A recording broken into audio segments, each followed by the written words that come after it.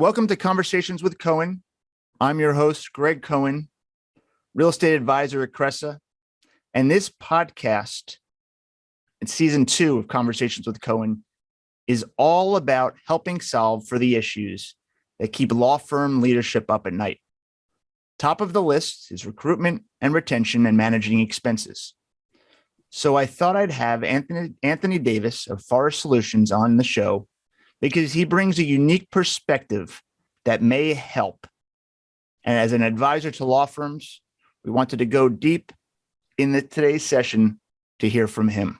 So as we like to do at the beginning of every show, Anthony, would you please introduce yourself? Sure. Thank you for having me. My name is Anthony Davies. I'm the Chief Revenue Officer at Forrest Solutions. I've actually spent over 20 years working with law firms. I started out in London in outsourcing, working for Pitney Bowes and Williams Lee. And then I spent 12 years at LexisNexis. And in 2015, Lexis relocated me to lead the US commercial teams for LexisNexis large law. So I spent most of my time since I've been here working in the large law market. Joined Forrest about 15 months ago. Had a few different opportunities to get back into the world of outsourcing and managed services. But the proposition with Forrest was particularly interesting because Forrest is quite unique in that it's a part outsourcing, part staffing business. And in the current climate, having an outsourcing business that has a recruitment business within it is extremely valuable. So looking forward to talking on all the topics around staffing, outsourcing, and really the ways in which we can best optimize our real estate. Well, so on that note, it seems like there are really two forces pulling in opposite directions for law firms right now. It's that law firms and lawyers have gotten comfortable working remotely, and they actually kind of like it. But then there's the need for a headquarter branded flagship space. So how do you solve for both when you've got a staff, a team, partners who like to work remotely, but there's a need for a physical location to start? Sure. Yeah. So there's two options. One is the bury your head in the sand option. And then the other option is to change the way that your real estate works. But when I say change, I mean redesign the whole workflow of the real estate. So the word that is bandied around the most that encapsulates all of that is hoteling. And hoteling has really negative connotations because first thing people think of when they think of hoteling is, I just lost my desk. I now have to share a space. I have to book a room. I have to book a desk, and that's not going to be fun. And but the reality is, if you don't redesign the office space, you end up with, let's say, most firms that I talk to are quite nailed on to sort of 2, 3, 4 days a week in the office. If you implement 3 days a week in the office, that means that and do nothing different to your office space, you end up with a half empty office, which is not inspiring. And it's not the collaborative space that law firms want to create by creating this hybrid model. So I've spoken to a range of firms. And by the way, I truly believe that we are going to end up in a hybrid environment. We did a survey back in May, and the numbers have virtually not changed since then. 90% of law firms expect to be in some kind of hybrid environment, but so far only about 20% of law firms, based on our research, are exploring hoteling, hot desking, reservable desks, and I think that will change over time as well. But the main, there's a lot of challenges to creating this flexible environment.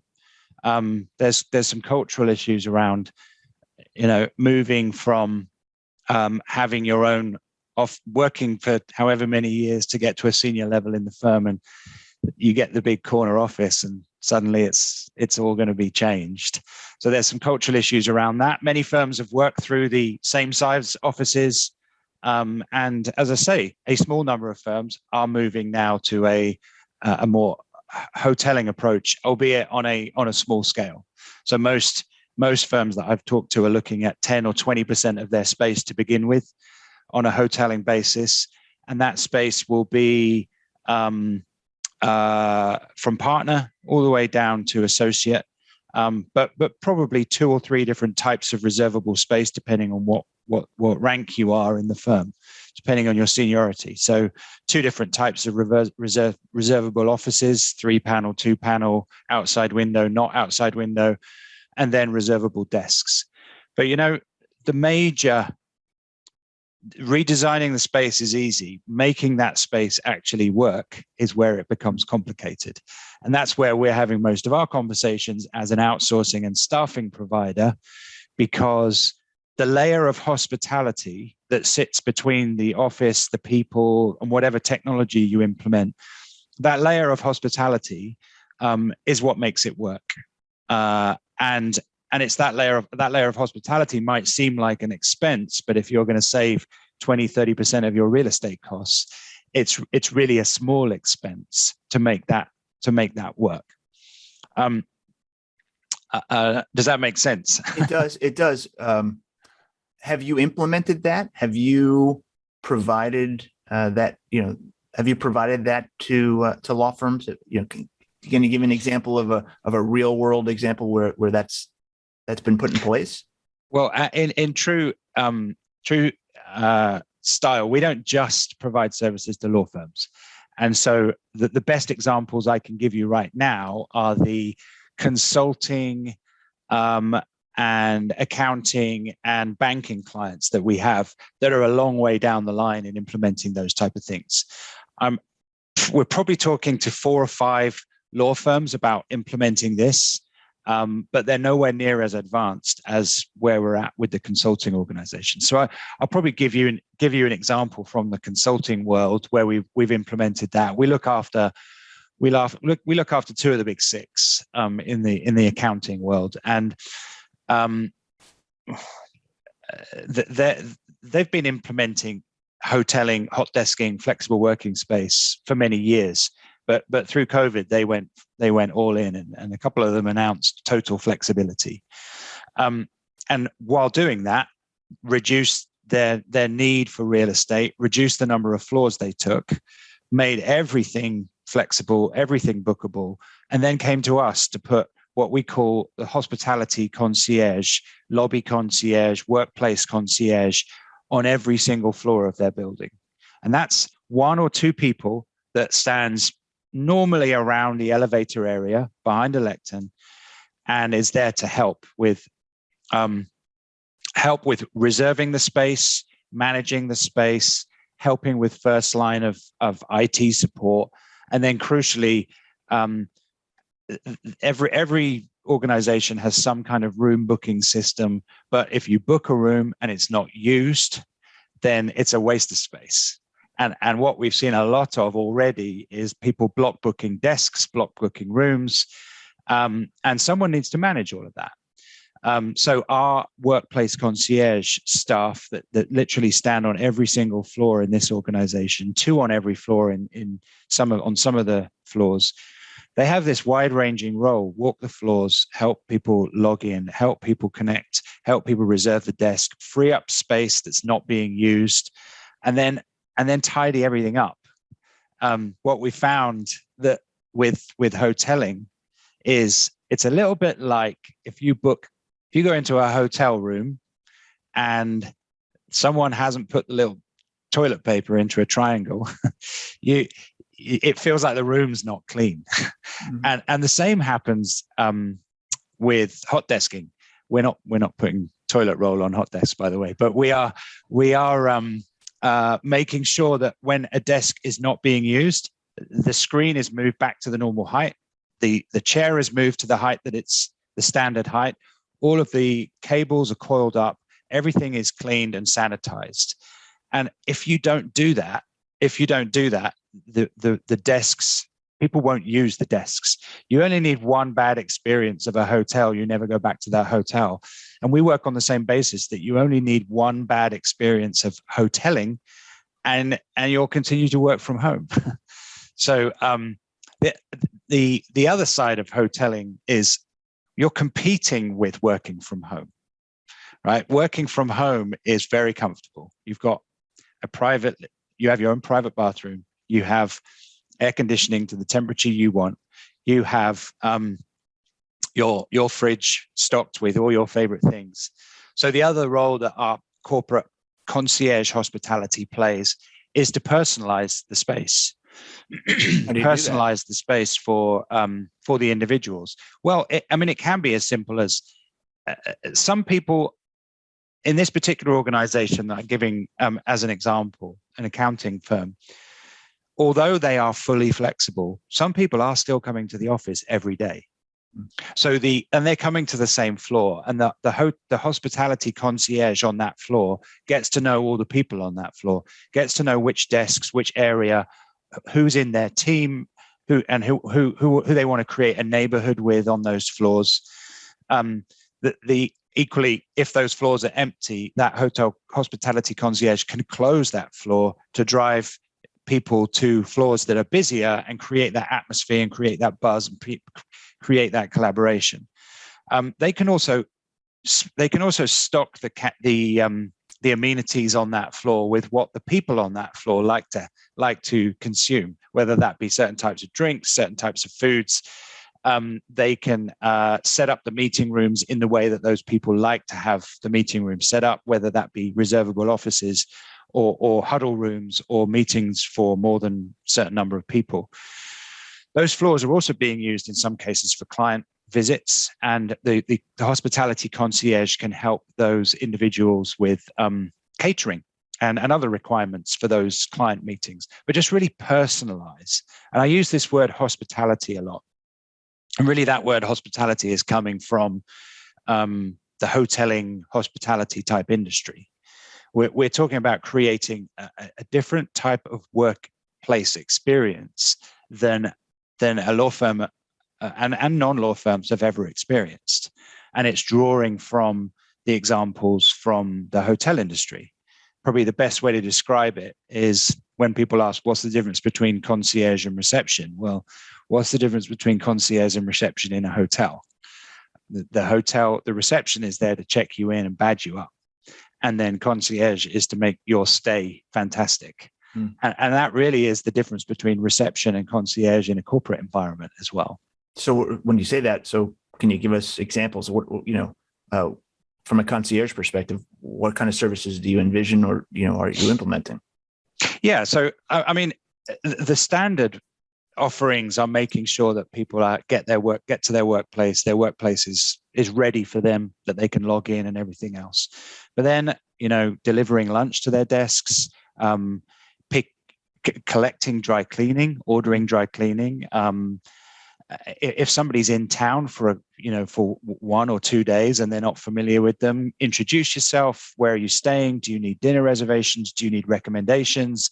It really is like the things you would ask a concierge in a hotel, but in a workplace. Because, when we were all working from home during COVID, the lines between home and work were blurred.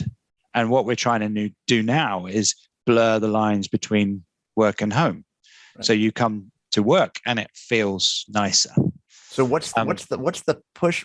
Sorry to interrupt, but what's the pushback from when you have these conversations with law firm leadership? Because that's who's listening to this. What are their objections, and what are your responses to those objections, so that they can get a greater level of comfort with this idea? Because it's new. It feels probably very uncomfortable because it's so different than the way they've worked for so many years. Well, I'd have to say there's not pushback right now. The main questions we ask is, how do we do it? How do we actually implement this? The pushback might be from the employees, but almost every firm that we've talked to, there's a small group being 10, 20, 30% of people in that firm that is prepared to go down the route of hoteling, flexible working, hot desking, in return for having greater flexibility in their work-life balance. So if you want to commit to 4 days a week, you keep your desk. And a lot of people want to do that, and that's fine. And that's, by the way, how this accounting organization that I refer to, that's how they started 10 years ago, and started with 10, 20% of their real estate as flexible. And over time, the idea of trading flexibility with flexibility became, more and more prevalent. So we're not getting pushback from law firms. There are a lot of law firms saying, we'll wait and see. We're quite happy to pay for real estate that's only being used by 20% for now. When the contract's real estate lease comes up, maybe we'll think about it then. But right now, there's no urgency, and who knows what's going to happen, and that's fine too. We frankly wouldn't be able to handle it if every single law firm went down the same route at the same time. But the law firms that we're talking to are all start small. 20% of the community are open to flexibility in their home work-life balance in exchange for flexibility when they come to the office. I think most law firms that I talk to just want to really make it go well. How can you help? Some ask us just to recruit for those hospitality positions, because they're not easy to find. It's not like there's a big pool of these people from pre-COVID. It's a new role. It's a higher level role than existed before. Some of these are coming out of the hoteling and corporate entertainment space. We've recruited a lot of people out of the hotel industry in the last 6 months to come and work in the corporate environment. So we've helped law firms recruit in that space. But I mean, realistically, just finding the people is not enough. Managing them and delivering that service is the route that we prefer to go down, which is a fully outsourced service. And as I say, most firms that I've talked to, that's the route that they want to go down. There's not objections. It's how can you help us make this work? It's got to go right first time. It's not something you can get wrong because you ruin it forever. Right. No one will ever want to come back to an office if their hoteling experience was terrible. Right. So it's walk before we run. Let's do it. Let's do a little taste of it. Make sure we get it right, and then implement it on a greater scale if it works. And when we actually see it work. Yeah, and do it with volunteers. Right. And there's plenty of them there. Right. I think, and it does vary by generation as well. We've seen the younger generation much keener to come back to the office, and senior leadership keener to come back to the office. But kind of middle management who are juggling childcare, long commutes, and coming to the office and it's half empty and saying, "What the hell did I do this for?" That's the kind of generation that are volunteering way more. I'll take the flexibility and in return quite happily give up my desk. So there's a yellow flag that I see in the horizon, which is the culture of an organization, right? Because in this flexibility, or offering this flexibility, comes, well, how do I maintain it?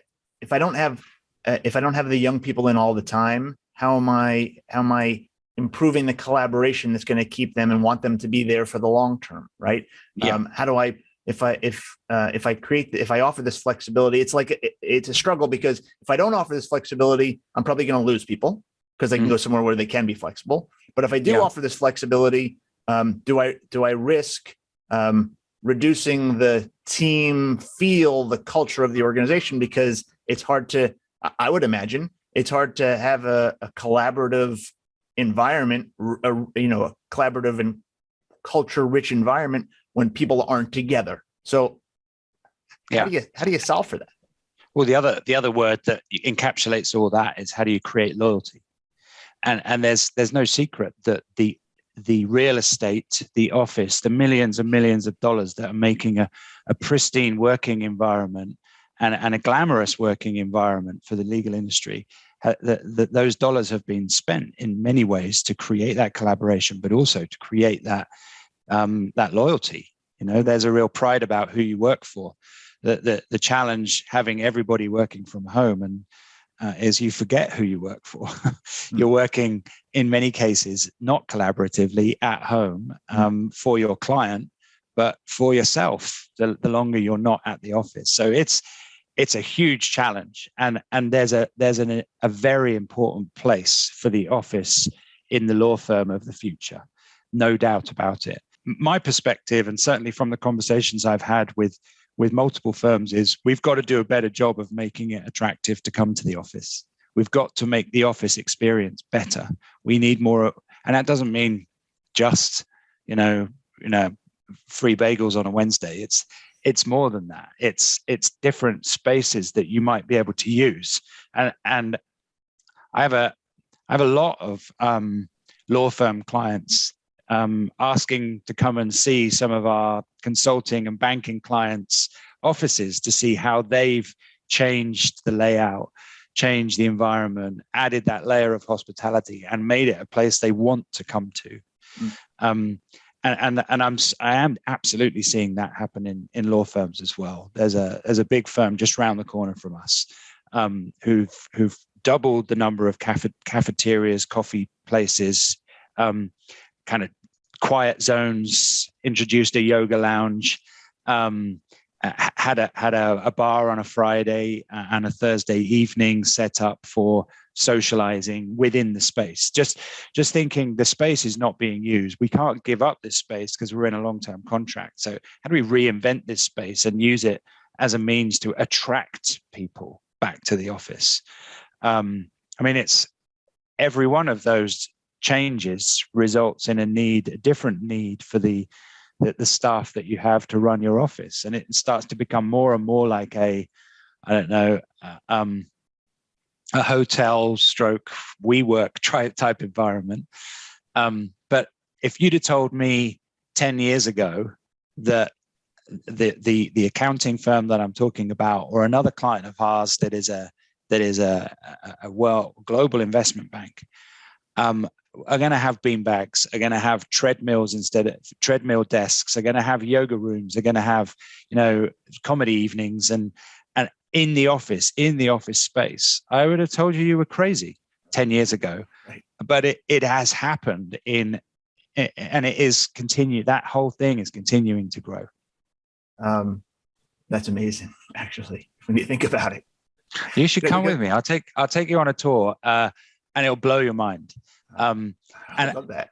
And to be honest, it's not. I'm not sort of advocating that law firms should copy everything that consulting firms and banks have done, because they're very different. I spent my life working with law firms, so I totally get the way that you need to work, the private work that you need to do. There's different types of collaboration, a lot more mentoring. But at a law firm, creating loyalty and reminding everybody the prestige of your brand is more critical than anywhere. And that's where I'm seeing some very big firms making big moves in that direction.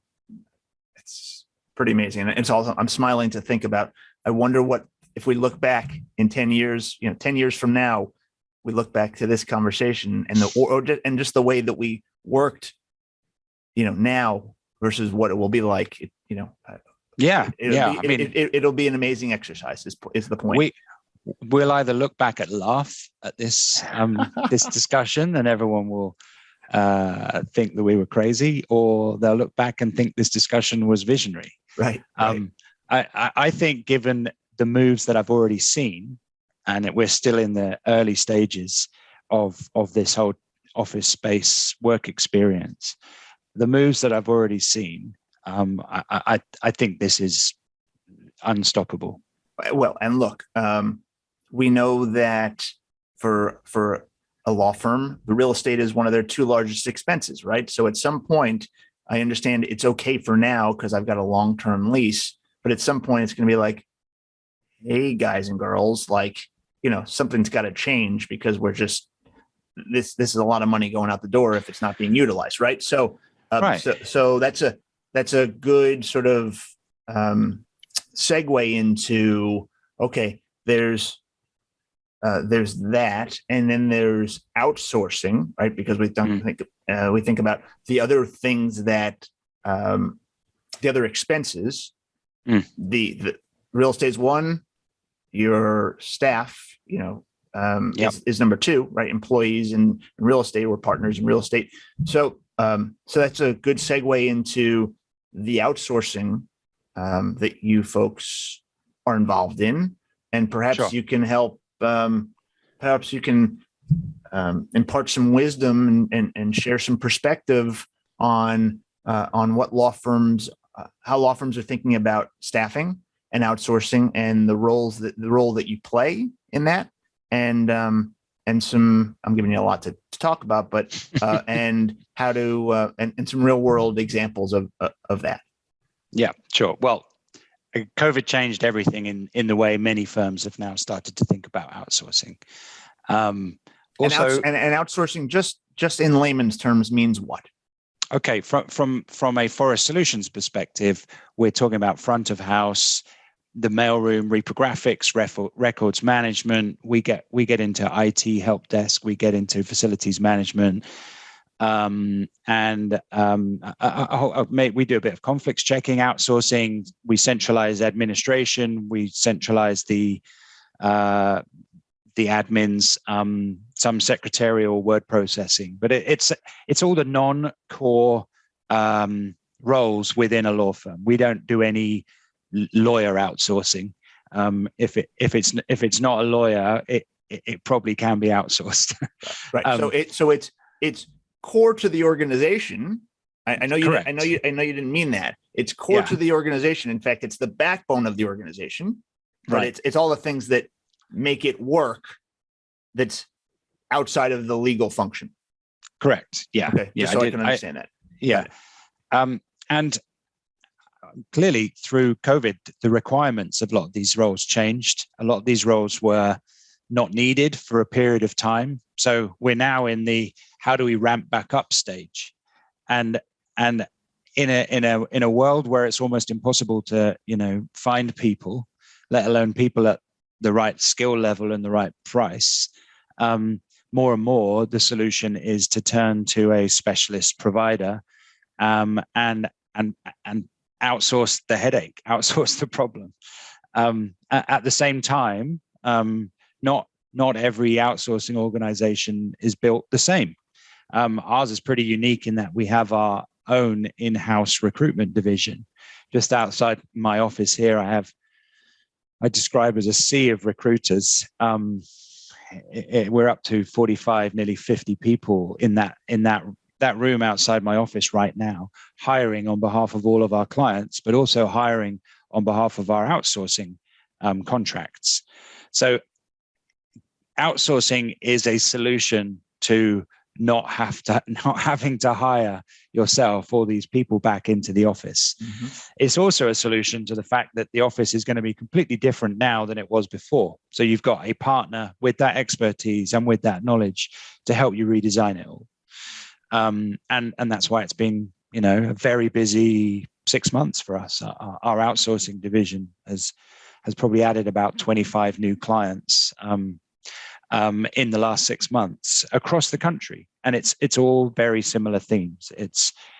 Now is the time. We didn't outsource before, or our outsourcing provider let us down during COVID, or our outsourcing provider actually isn't set up to find people. So we need a people-focused outsourcing provider. Otherwise, we'll just keep it ourselves. And if I'm thinking about it from a dollars and cents perspective, right? Yeah. Because again, I'm running a law firm, and I'm thinking about, and I'm watching the dollars go out. What's the dollar advantage?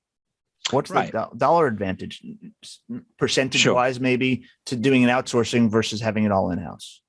Well, first of all, you're not paying hiring fees, and in the current market with attrition running at the levels that it is, you're hiring people and they move on every 12, 18 months. That's our problem. We handle that. You don't need a resourcing person internally. You don't need to pay the agency fees to go and hire, staff. You don't need to pay the fees to go and post jobs on websites and go through the whole interview process. The soft savings of all your internal resources are enormous, and they normally are that normally far outweighs the management fee that we put on top hiring the people. We're fully responsible when you outsource for backfilling those people as well. So if somebody's out sick, which happens a lot at the moment, or they move on, we've experienced higher levels of attrition. We have a pool of fully trained people ready to go in every city. So you don't have to be concerned about that. You don't have to pay the fees around, the temp agencies. So ultimately, if you've got a team that is running really well and there's no problems, and you don't have to go and hire people, and you know exactly what you're doing, then don't outsource. I can only be successful where a client is looking for help. They are experiencing challenges finding people. They don't know how to do it. We can show that the costs of outsourcing, the management fee offsets the cost of, the internal cost of doing it yourself. Well, it also just sounds like, again, from the outside, it sounds like a massive brain, explosion. Like, it just sounds awful, and a total time suck. If I'm it's a headache. Looking for people, and then I gotta replace them, and I train them, and then I gotta retrain. It's like, it sounds. And then there's a new vaccine mandate, and half your people, are not vaccinated, and so outsourcing to outsource the headache of people, as well as to tap into that experience of what's happening at other law firms and what does best practice look like. That's really what's driving huge change at the moment. But yeah, outsourcing the headache. I signed my first mailroom outsourcing contract in London in 21 years ago, with a small firm in the Old Bailey, actually, in London. And they outsourced because they had a headache with people. 21 years later, there's a lot more technology. There's a lot more refined process. There's a lot more advancements, but the main reason for outsourcing is still core: outsourcing the headache and working with an expert that is really good at finding people and retaining them. Well, Anthony, you've certainly given us a lot to think about today, and I'm watching the clock, and I appreciate your time. I know it's valuable, and I want to say thank you to you for offering the time to come and speak with us. I'll make sure, Anthony, that I'll put your contact details in the show notes in case anyone wants to reach out to you. Again, my name is Greg Cohen, and this has been Conversations with Cohen. And until next time, to be continued. Thanks again, Anthony. Thanks for having me. Bye-bye.